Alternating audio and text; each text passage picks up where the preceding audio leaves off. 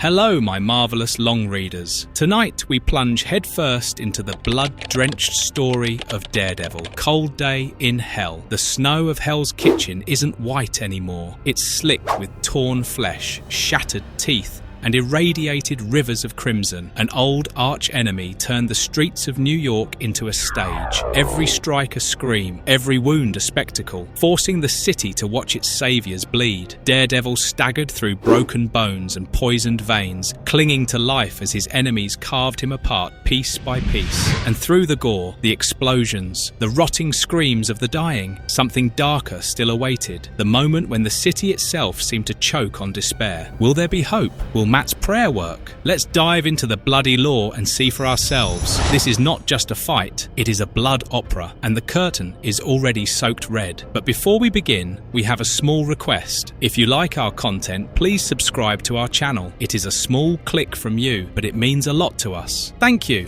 Chapter 1. It was a snowy day at Harborview Cemetery in Staten Island. A red cane tapped across gravestones as an older, scarred Matt Murdock walked through the snow, his scarf whipping in the cold wind. Matt moved among the headstones, stopping at one grave. He tapped his cane against it and muttered a greeting, remarking on the cold weather and adding that it must be even colder down there. He pulled off a glove, cracked his knuckles, and leaned close to speak. He told the grave he had spoken with Jessica Jones recently, recalling her voice as unchanged, raspy and rough. They caught up a little, though he avoided asking if she could still do the things she once could. If the answer had been yes, he'd feel bad. If it was a no, then she'd be wounded. So he didn't ask. She had said she would have seen him sooner, but hadn't realised he had survived the war. Matt explained he told her he hadn't fought. By then, he was inactive with no powers, just an average Joe. Then corrected himself, an average blind Joe. Matt imagined what the person in the grave would have done, swinging away without hesitation. Jessica had asked him if he had any regrets. He replied no, not a one, believing everything that happened was part of God's plan. He declared his life beautiful, filled with beauty and joy, as far as the eye can see. The grave was revealed to be Wilson Grant Fisk's, the kingpin, marked with husband, father, king. Leaving the cemetery, Matt reflected on the phrase, part of God's plan. He thought of it as a comforting catch-all used by priests to excuse tragedy and remove responsibility. He gave coins to a beggar outside, noting how light and dark often played in balance. He walked past a billboard promoting war bonds and considered how often priests used the phrase to reassure their parishioners. Matt then entered a ferry terminal where a clerk waved him through. He admitted he hated ferries, calling them old and prone to sinking, preferring solid ground. Inside, the air stank, but what unsettled him most was the crowd. Too many people, too close. Some coughed sickly, others were drugged and medicated. He thought about how difficult it was to breathe in there. As the ferry departed, he stepped out onto the deck, the cold air biting at him like knives, but refreshing compared to the air inside. Another passenger came out, making casual conversation about needing fresh air. They agreed that while the harbour's air wasn't fresh, it beat the air below. The man complained bitterly about DBs, calling it a disgrace and lamenting how things were left to rot. He grew agitated, demanding Matt's opinion. The man berated him for staying silent, accusing him of arrogance. Then, noticing the cane, he apologised, realising Matt was blind, insisting he meant nothing by it. Matt finally turned toward him and asked, "You want to know what I think?" The ferry moved past the ruined remains of the Brooklyn Bridge, where tattered banners read, "Never surrender and never forget." From the ferry, Matt's words echoed, "It's all part of God's plan." Arriving back in Manhattan, he muttered thanks that the trip was finally over. He thought about needing to return to the kitchen, where Marlon had likely handled the delivery alone. Passing a subway entrance sealed off with "Closed Forever" tape, he moved through the snow. A beggar asked if he had anything to spare, saying he was cold and hungry. Matt answered kindly, offering to see what he had. He recognized the man as low and desperate, reflecting on the dark times. He handed over money, but cautioned the beggar to only take what he needed, reminding him others were hungry too. Instead of gratitude, the man suddenly shoved him. Matt stumbled and began to fall, his inner thoughts racing. He knew he might break his neck if he didn't react. As he tumbled down the snowy steps, he focused on moving, touching, feeling, and surviving. He twisted his body, recalling his training, but instead, he struck the ground hard, snow exploding around him. The beggar and his friend confronted him, one sneering that he should have left more money. They justified their attack, claiming hunger. One thug, Clarence,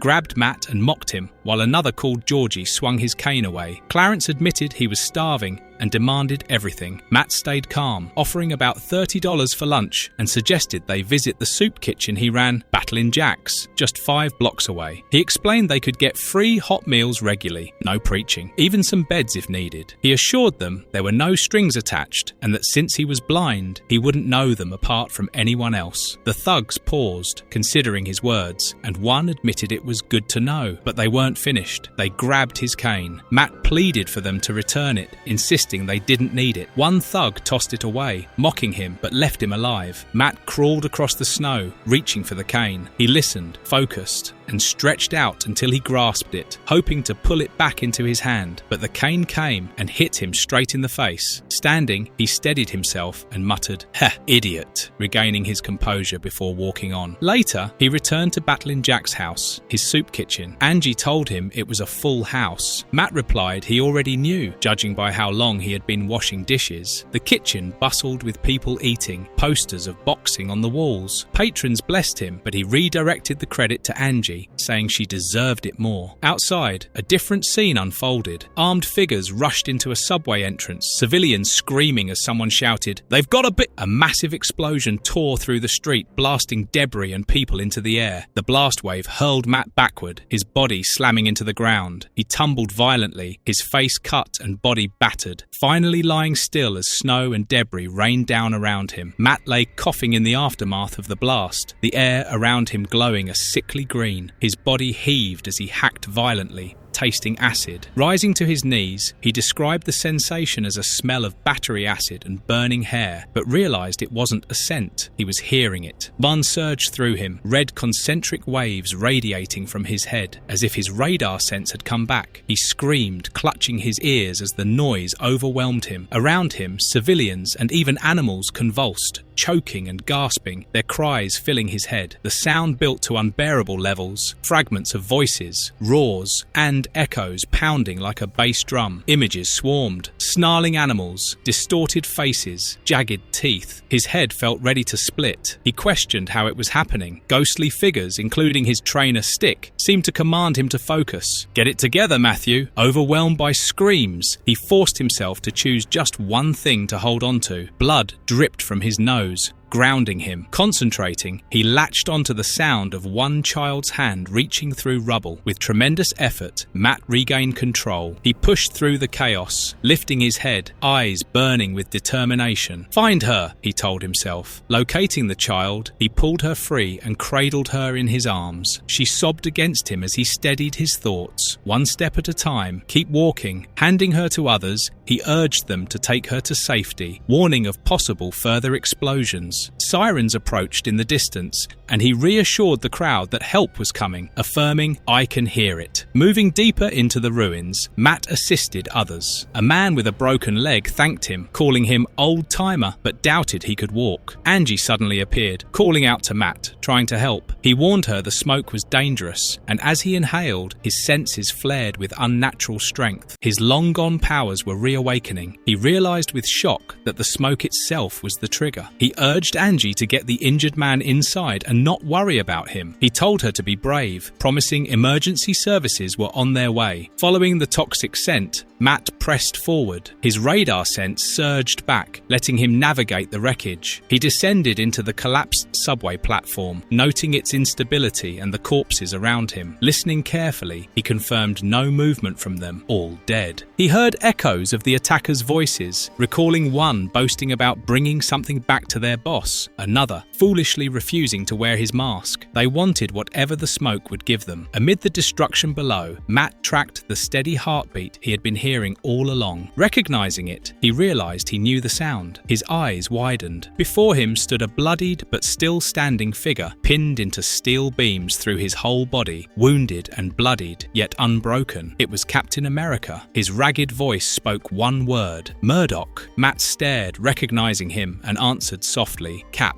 Matt stared at Captain America, pinned under twisted steel, bleeding but still alive. There was a girl lying unconscious at his feet. Cap, shocked, asked what Matt was doing there, pointing out he was inactive and without powers. Matt could die. Matt, grimacing through blood, told him his powers had returned. The explosion, likely a dirty bomb, had triggered them. Radiation may have been involved. It was the DBs that triggered them. Matt urged him to hold on, promising emergency teams were coming. Cap shook his head, saying he wasn't going anywhere. It hadn't been the DBs. He told Matt to take the girl and get her out. Cap's voice hardened. She's important. She's the reason this happened. She's what he wanted. He said he had seen it. Straining against the collapsing structure, Cap ordered Matt to go immediately, clutching the girl as the rubble began to rumble. His final word was, "Listen." Matt carried the unconscious girl through the crumbling ruins. His thoughts raced as Cap's voice guided him. With his powers, Matt could hear every word Cap whispered from behind. Cap explained that there had been a military shipment moving chemicals from one base to another, part of the new Warrior project. The debris collapsed around him as Matt leapt, dodging falling concrete. He thought about how deep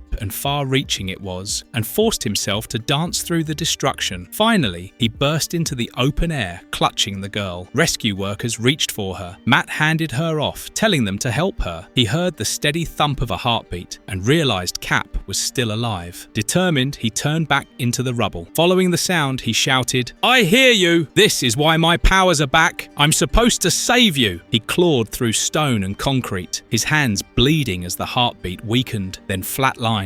Desperate, Matt cried he was the only one who could save Cap, insisting God had put him there for that reason. But the sound was gone. Kneeling in the snow and wreckage, he bowed his head, silent. Meanwhile, outside, triple-ring mercenaries in yellow hazmat suits scavenged. One held Captain America's shield, marveling at it, considering keeping it. Another warned him their boss would kill him for that kind of stupidity. Matt approached silently, gripping a chunk of debris, eyes burning. "I see you," he growled. The mercs joked until one noticed something coming. Matt hurled the rock, screaming, "Murdering bastards!" The impact smashed one of them, sending panic through the group. Another merc yelled to kill the old man as gunfire erupted. Bullets tore through the snow as Matt charged. Leaping into the air with explosive speed, he evaded their fire. The mercs drove off. One merc barked orders from the ambulance, uneasy about how Matt moved. Another scoffed. "You seeing it right now?" They tried to retreat, but Matt pursued relentlessly, snarling, "You can't hide! I've got your scent!" The mercs drove into a crowded street market, deciding to run people down to slow him. The screams rose instantly as the ambulance plowed through stalls and civilians. Matt's senses exploded with rage. He calculated his leap, aiming to land on the roof, his body moving through snow and wind like in the old days. But age betrayed him. His grip slipped, his body slammed hard. He slipped through the ice and would have fallen to his death if he had not grabbed the ledge at the last moment. Cursing himself, he admitted it wasn't the old days he'd pay for every move tomorrow. Still, he stretched his radar to track them. The ambulance roared through the market, gone for now, but his jaw tightened as he whispered, "I've got your scent." The mercenaries returned to their hideout with the stolen ambulance knocking on a wall to announce themselves. They called out to their boss, saying they were back and had brought a present. One of them nervously remarked that their reckless teammate might get them all killed, while another questioned why everyone feared their boss so much. The leader insisted the job had gone well and clean. Inside, their boss, scarred and grotesque, sat among bubbling chemicals. It was Bullseye. His body twitched uncontrollably from a nerve disorder that kept his hands shaking. He repeated the word clean with disdain, muttering that pretty clean only meant dirty. He confirmed he had already heard about the explosion on the news, a big boom, just as he wanted. Now, he said, they would wait and see. When the mercenaries revealed they had run into unexpected guests and pulled back a sheet, Bullseye's eyes lit up. Beneath it was Captain America's shield. Staring at it, he whispered, "Oh my, oh my." The sight overwhelmed him. He admitted he hadn't seen it in years. Fighting to steady his hands, he jabbed a needle coated with chemicals into his arm, forcing the tremors to stop. Then he lowered himself across the shield, almost reverent, whispering as if speaking to Rogers himself. He insisted he knew Cap had been there, that Cap wanted this too. When asked if Rogers would come for it, Bullseye flatly replied that Rogers was dead. The men mentioned someone else instead, an older, lanky redhead dressed like a priest, leaping into danger. Bullseye's pale eyes stayed fixed on the shield. To him, it was a gift, something that meant everything. He realized who was really coming: Matt Murdock. His scarred mouth stretched into a smile as he looked out over the snowy skyline, whispering that everything was right on target. In Hell's Kitchen, Matt knelt in a ruined room before a chest. Inside lay his old red Daredevil costume. He pulled out his batons, gripped them tightly, then snapped the cord between them taut across his face, his resolve hardening. Elsewhere, Bullseye clutched the shield and mocked a prisoner chained to a wall. It was Frank Castle. His body was strapped with restraints and machinery, his limbs severed, his life prolonged only by tubes and wires. Bullseye pressed the shield close, sneering that Castle had worshipped Captain America, that Cap had been everything Castle wasn't, and never would be. He taunted that it must burn to see him holding the shield, asking if Frank wanted to touch it. Castle, mutilated but defiant, glared back in silence. Bullseye went on, crushing Castle's hope by reminding him Captain America was dead. He told him about the red-headed man who had jumped into the chaos. Leaning close, Bullseye grinned and asked if Castle didn't find that interesting. When Castle snapped his teeth at him, Bullseye only laughed, calling him testy, then sneered, asking if he missed the old days. Because Bullseye certainly did. Snow blanketed the city as Matt suited up. The chest lay empty, the window wide open. Out in the storm, Daredevil swung through the skyline once more, the red of his costume cutting through the snow. His thoughts were steady. Whatever had happened, whatever would happen, it was all part of God's plan. Chapter 2. The bells of St. Patrick's tolled across the city. Daredevil remembered hearing them before, and now they rang again, echoing even from the kitchen, clear as ever. The sound was meant to commemorate the end of a war, but to him it only reminded him of the war that never truly ended. He remembered his fight with Castle when he was young. He had used the bell's sound to fight. Now, standing in the snow, his red suit stitched and worn, Matt Murdock clutched at the ground. He listened to the bells as if they were inside his skull. The tones were sharp, precise, like when he was 12 and first felt his powers fresh and new. But now he knew this wouldn't last. His body wasn't 12, and this newfound resurgence was temporary. His head bowed as the bells struck. He admitted he could still hear it. Every strike, every peal of the bells grew fainter with time, almost imperceptible. For anyone else, it would be nothing, but Daredevil noticed, because he was Daredevil, at least for now. Pulling the mask tight over his face, he steeled himself with resolve. He knew his powers were fading, second by second, giving him only days at most. He recalled the explosion, the bomb that had killed Captain America. Cap had died saving the unconscious girl, saying the conspiracy went deep. Steve Rogers was gone, dead. Matt clenched his weapon, knowing he had to get to work. Launching himself into the snowy cityscape, he promised he could go deep too. Somewhere else, Bullseye's grotesque grin spread wide as he remarked that this guy wanted to play hero. Matt's senses sharpened. He had their scent. In Bullseye's lair, static and broken voices from a radio reported on the Hell's Kitchen explosion, noting radiation was hampering first responders. Bullseye fiddled with the dials, cursing that reception was garbage. One of his men offered to help, but Bullseye flicked something into his ear, drawing blood. The man staggered, shocked, asking why. Bullseye coldly replied he was aiming for the eye. He snapped at the henchman to leave him, declaring he was searching for something. No, someone special. Matt moved across the rooftops, tuning into the sounds of the city as his radar sense bloomed outward. Cap's voice lingered in his head. Listen, Matt, you can hear like a kid again. So what do you hear? The answer came to him: rage. It pulsed everywhere in New York. People were terrified,